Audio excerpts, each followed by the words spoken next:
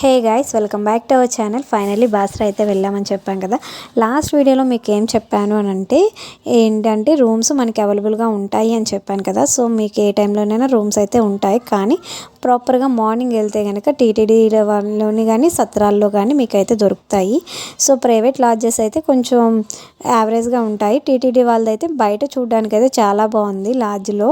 So మీరు TTD సత్రాలు కావాలి అంటే ముందే ఇన్కేస్ ఆన్లైన్లో బుక్ చేసుకోవడానికి అయితే లేదు, మీరు వెళ్ళి డైరెక్ట్గా రూమ్స్ అయితే బుక్ చేసుకోవాలి. సో అదైతే చూసుకోండి. సికింద్రాబాద్, హైదరాబాద్ నుంచే చాలా ట్రైన్స్ ఉన్నాయి.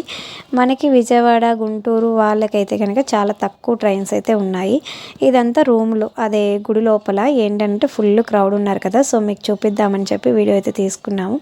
నెక్స్ట్ విషయానికి వస్తే అక్షరాభ్యాసం చేయించుకోవాలి అనుకుంటే 1000 రూపీస్ ఉంది, అలాగే 150 రూపీస్ కూడా ఉన్నాయి.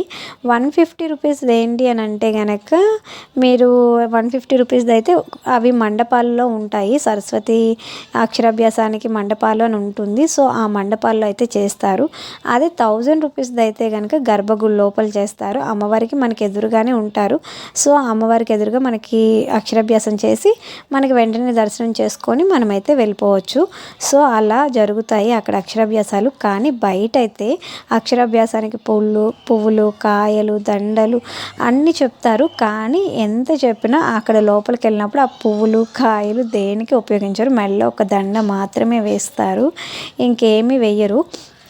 సో మ్యాక్సిమం కాయలు కొనండి, అవి ఉండాలి ఖచ్చితంగా అని చెప్తారు. కానీ అవి ఎక్కడ యూజ్ చేయరు.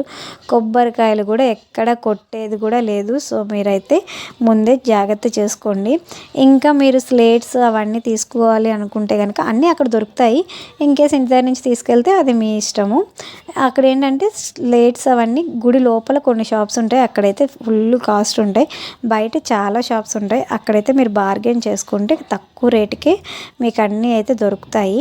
సో తక్కువ రేట్లోనే మనకి స్లేట్స్ అనేవి దొరుకుతాయి. మేమైతే ఒక 3 మెంబర్స్కి స్లేట్స్ అయితే కూడా పంచాము.